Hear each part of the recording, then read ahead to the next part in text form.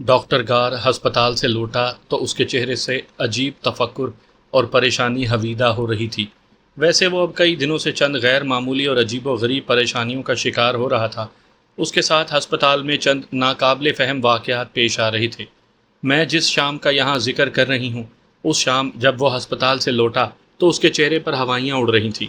اس شام اتفاق سے میں خوش تھی، اس لیے کہ آدمی کو اور خصوصاً مجھے خالص خوشی کا احساس شاذ و نادر ہی ہوتا ہے۔ جس مخلوق کو شعوری طور پر ماضی کا دکھ اور مستقبل کے اندیشوں کا مسلسل احساس دیا گیا ہو، وہ بھلا خوش کیسے رہ سکتا؟ حیوانوں میں انسان ہی ایک ایسا حیوان ہے جسے قدرت نے ماضی اور مستقبل کے خطرات اور اندیشوں کے یہ احساسات دور کر دیے ہیں، جانے کیوں؟ چنانچہ اس شام ڈاکٹر گار متفکر چہرہ لیے میرے پاس آیا تو مجھے بہت ناگوار گزرا۔ اس نے آتے ہی اپنا کوٹ اتار کر کرسی کی پشت پر ڈال دیا اور بیٹھ گیا۔ پھر بولا، روحی، زوناج سے کہو مجھے فوراً گرم گرم چائے کی ایک پیالی لا دے۔ میں نے پوچھا، یہ کیسے ہو رہے ہیں ڈاکٹر آپ؟ کیا کوئی نیا حادثہ گزرا ہے جو آپ اس قدر پریشان ہو رہے ہیں؟ کچھ نہ پوچھو روحی، وہ مایوسی اور انتہائی تھکے ہوئے لہجے میں کہنے لگا۔ یہ جب سے حمیرہ یادگار ہسپتال بنا ہے، حادثے ہی حادثے ہو رہے ہیں۔ جانے اس ہسپتال کا کمرہ نمبر 117 کس منحوس گھڑی تعمیر ہوا تھا کہ آج تک کوئی مریض وہاں سے زندہ نہیں نکلا۔ میں نے اپنی پرانی حبشن خادمہ زوناج سے جلدی جلدی چائے لانے کے لیے کہا، پھر ڈاکٹر گار کی طرف مڑ کر کہا، ایک سائنسی اور طبی آدمی ہوتے ہوئے آپ چیزوں کو منحوس کہتے ہیں؟ ایک ٹھنڈا سانس لے کر کہنے لگا، حالات اور واقعات آدمی کے خیالات پر حاوی ہوتے ہیں روحی۔ 20 دن ہوئے ایک لڑکے کے گلے کا آپریشن ہوا تھا۔ یہ میرا کیس نہیں تھا، سرجن ہارون کا کیس تھا، بہت معمولی۔ ایسے آپریشن دن میں 20 ہوتے ہیں۔ لڑکا گھر جانے والا تھا مگر وقت پر اس کے عزیز اسے لینے نہیں آئے، تو ڈاکٹر ہارون نے کمرہ نمبر 117 خالی دیکھ کر نرس سے کہا، تا وقت یہ کہ اس کے عزیز آئیں لڑکے کو اس کمرے میں لٹا دو۔ پھر میں نے پوچھا۔ نرس نے اسے چارپائی پر لٹا دیا۔ تھوڑی ہی دیر بعد لڑکے نے کروٹ بدل کر ایک چیخ ماری اور نرس سے کہنے لگا، مجھے گھٹن ہو رہی ہے، میرا سانس رک رہا ہے۔ نرس نے دروازے دریچے کھول دیے، پنکھا تیزی سے چلایا، مگر ہمارے تعجب کی انتہا نہ رہی جب 10 منٹ بعد نرس نے اس بھلے چنگے لڑکے کی موت کی اطلاع دی۔ آپریشن کامیاب ہوا تھا؟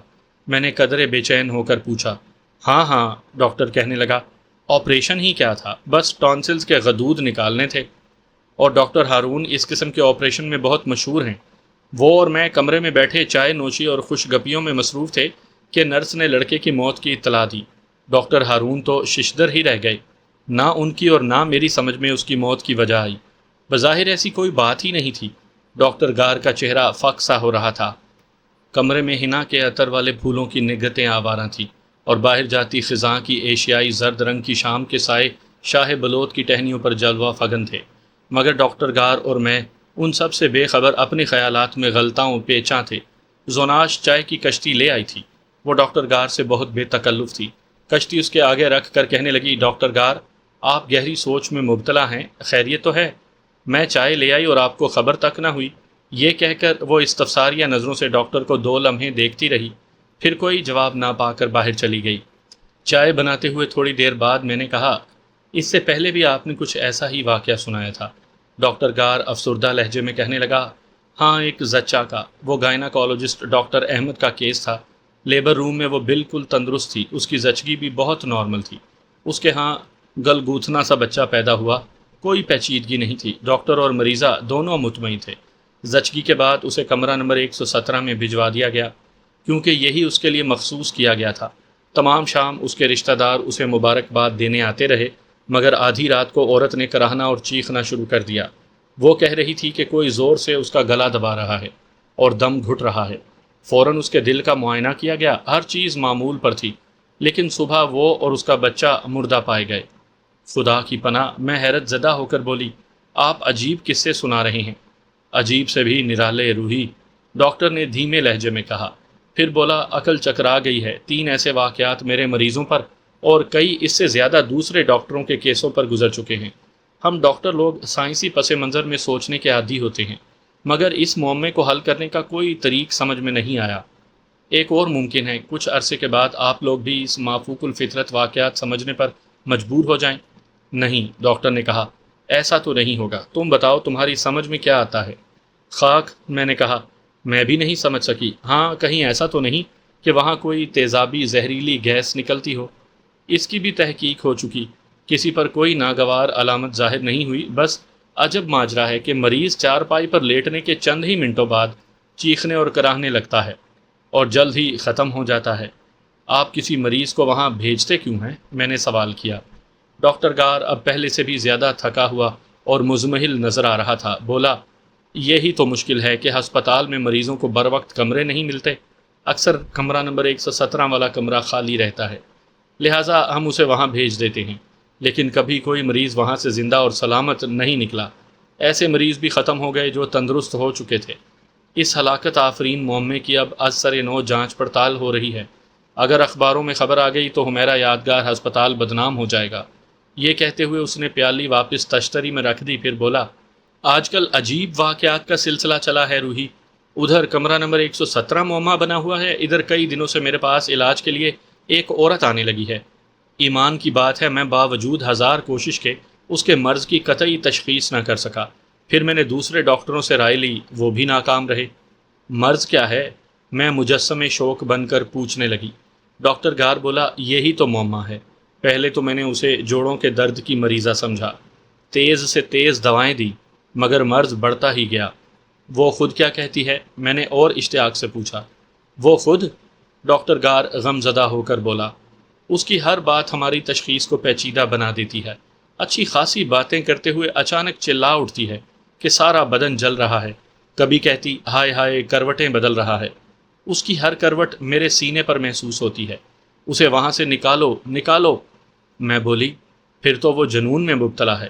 نہیں، ڈاکٹر گار نے کہا، جنونی بھی نہیں، بڑی عقل کی باتیں کرتی ہے، مگر جب حملہ ہوتا ہے تو بکنے لگتی ہے کہ دیکھو دیکھو، مریض چارپائی پر ہلا، اب وہ کروٹیں بدل رہا ہے، میں اسے اپنے جسم پر محسوس کرتی ہوں۔ صریحاً دیوانی ہے ڈاکٹر، میں نے وثوق سے کہا۔ میرا جملہ ختم بھی نہ ہوا تھا کہ میری بوڑھی حبشی خادمہ اندر داخل ہوئی۔ ڈاکٹر گار، آپ سے ملنے ایک عورت آئی ہے۔ کوئی مریضہ؟ ڈاکٹر گار نے تھکے ہوئے انداز میں پوچھا۔ مریضہ تو نہیں لگتی، زوناش نے کہا۔ وہ کہتی ہے آپ سے ایک ضروری بات کرنی ہے۔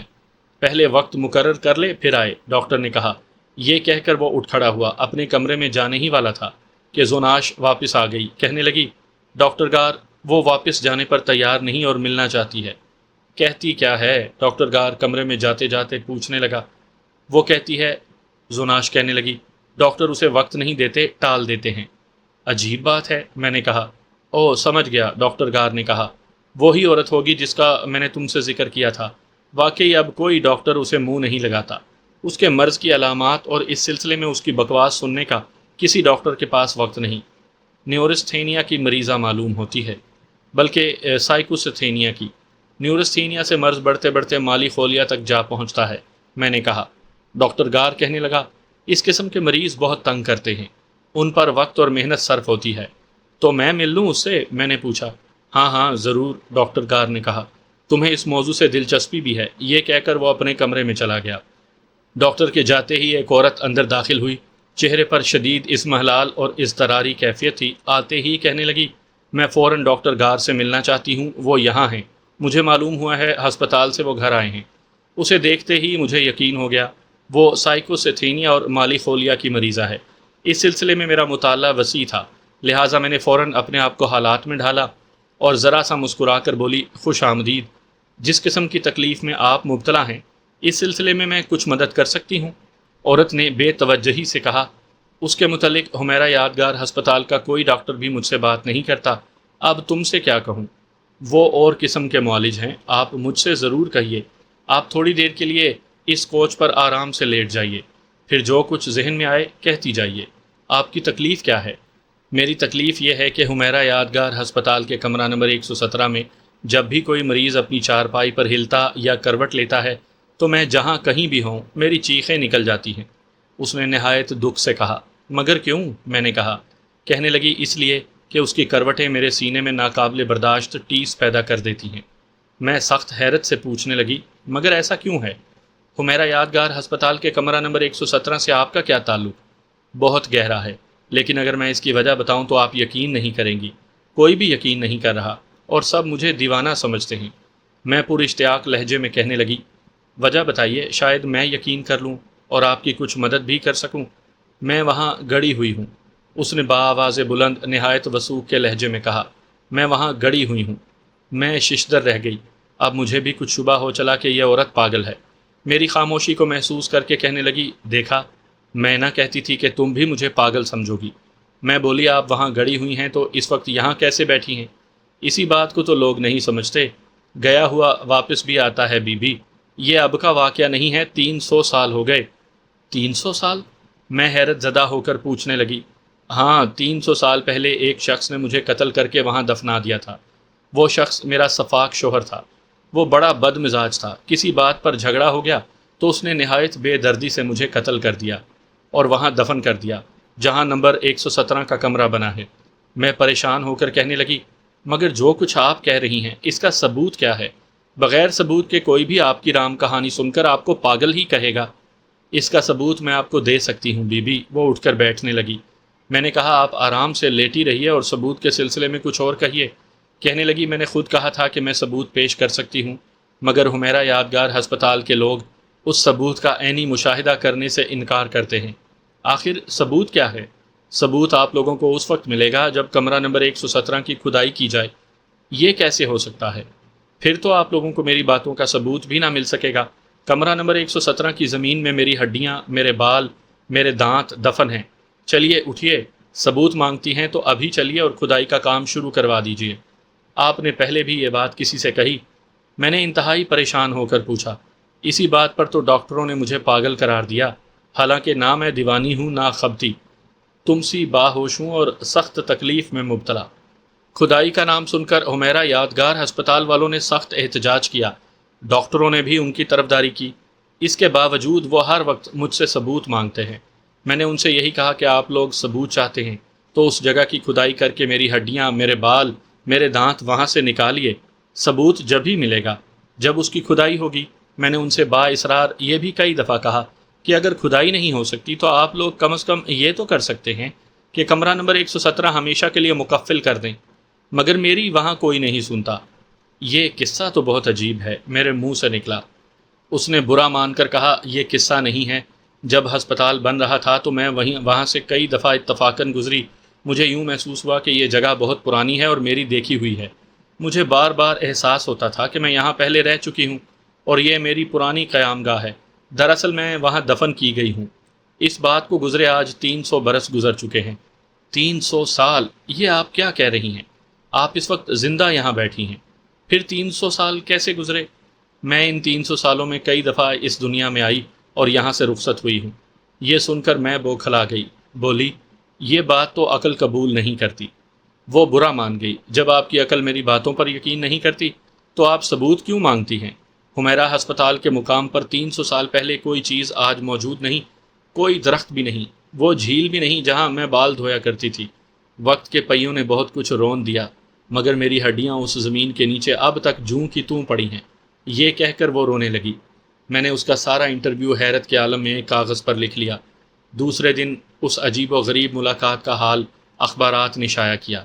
اخبارات میں چھپتے ہی لوگوں کا ایک ہجوم اخبارات کے دفتروں میں گھس پڑا۔ لوگ کہتے تھے کہ حمیرہ یادگار ہسپتال کے کمرہ نمبر 117 کی کھدائی ضرور ہونی چاہیے۔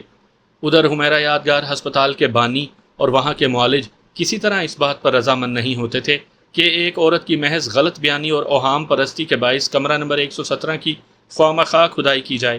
بالآخر لوگوں کا اصرار اور شوق اس حد پر جا پہنچا کہ بعض صاحب اقتدار لوگوں نے اس کی کھدائی کے اخراجات خود ادا کرنے کا ذمہ لیا اور کھدائی کا کام شروع ہو گیا۔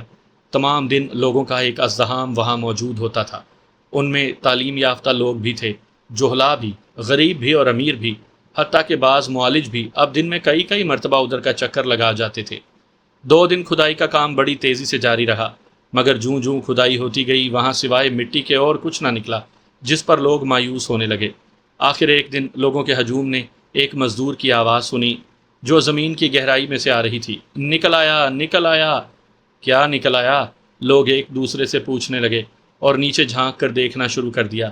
لوگ ایک دوسرے کو دھکے دے کر ہٹا رہے تھے اور نیچے دھکیلنے کی کوشش کر رہے تھے۔ پولیس کی امداد سے سب کو ہٹنا پڑا اور ایک پولیس انسپکٹر سیڑھی لگا کر بمشکل نیچے اترا۔ تھوڑی دیر میں اس نے یہ انکشاف کیا کہ گہرائی میں واقعی انسانی ہڈیاں پڑی ہوئی ہیں۔ انہیں بامشکل اکٹھا کر کے اوپر لایا گیا۔ معالج حضرات خورد بینوں سے ہڈیوں کی جانچ پڑتال میں لگ گئے۔ آخر طبی تحقیق کے بعد ایک موہوم سا فیصلہ صادر کیا کہ یہ عورت کی ہڈیاں ہیں اور بہت پرانی ہیں۔ میرے بال، میرے دانت بھی وہاں ہوں گے۔ عورت نے چلانا شروع کیا، پھر کہنے لگی، میں کہتی تھی کہ میں یہاں دفن ہوں۔ 300 سال ہوئے میرے میاں نے مجھے قتل کر کے یہاں دفنا دیا تھا۔ میرے خون ناحق کا بہت چرچا ہوا تھا۔ جہاں سے یہ ہڈیاں نکلی ہیں وہ ہمارا باورچی خانہ تھا۔ مجھے قتل کر کے اینٹوں کے چولہے کے نیچے دبا دیا گیا تھا، یہاں جس کے اوپر اب 300 سال بعد کمرہ نمبر 117 تعمیر کیا گیا ہے۔ جب بھی کوئی مریض اس جگہ اپنی چارپائی پر ہلتا ہے یا کروٹ لیتا ہے تو یوں لگتا ہے جیسے میرے سینے میں گھونسے مارے جا رہے ہیں۔ یہ واقعات اور حالات دیکھ کر لوگوں پر دہشت طاری ہو گئی۔ کچھ لوگ تو وہاں سے فوراً ہٹ گئے۔ بعض باہمت لوگوں نے عورت سے پوچھنا شروع کیا، تم بدرو ہو؟ یہ سن کر ایک ادھیڑ عمر کا آدمی سامنے آیا، کہنے لگا، نہیں، یہ کوئی بدرو نہیں ہے، میری بیوی ہے۔ ہماری شادی کو 25 سال گزر گئے ہیں۔ وہ اس اثنا میں کئی مرتبہ اپنے قتل ہونے کا قصہ مجھے سناتی رہی، مگر میں اسے محض بکواس سمجھتا رہا۔ لیکن جس دن سے حمیرہ یادگار ہسپتال کا یہ کمرہ تعمیر ہوا، وہ ہر وقت بے چین سی رہنے لگی۔ اس ہجوم میں اور ڈاکٹر گار ایک کونے میں حیران پریشان کھڑے تھے۔ میں نے ڈاکٹر گار سے کہا، ڈاکٹر گار، یہ نہ نیورستھینیا کا کیس ہے نہ سائیکوستھینیا کا، بلکہ اس سے تو آواگون کا خیال آتا ہے۔ ڈاکٹر گار بھونچکا کھڑا تھا، ہاتھ مل کر کہنے لگا، آواگون کا؟ میں بولی، مجھے نہیں معلوم، مجھے اس کے متعلق کچھ علم نہیں، مگر عجب نقشہ ہے نقاش ازل کی کچھ طبیعت کا، بناتا ہے مٹاتا ہے، مٹاتا ہے بناتا ہے۔ سامعین کرام، آپ سن رہے تھے ایک خوفناک اردو کہانی جس کا نام تھا کمرہ نمبر 117۔ مجھے امید ہے آپ کو میری یہ کاوش پسند آئی ہوگی۔ آپ نے اگر ابھی تک میرا چینل کہانی گھر سبسکرائب نہیں کیا تو ابھی میرے چینل کو سبسکرائب کر کے بیل نوٹیفیکیشن آن کر لیجئے تاکہ آنے والی ہر نئی کہانی کی اطلاع بر وقت آپ تک پہنچ سکے۔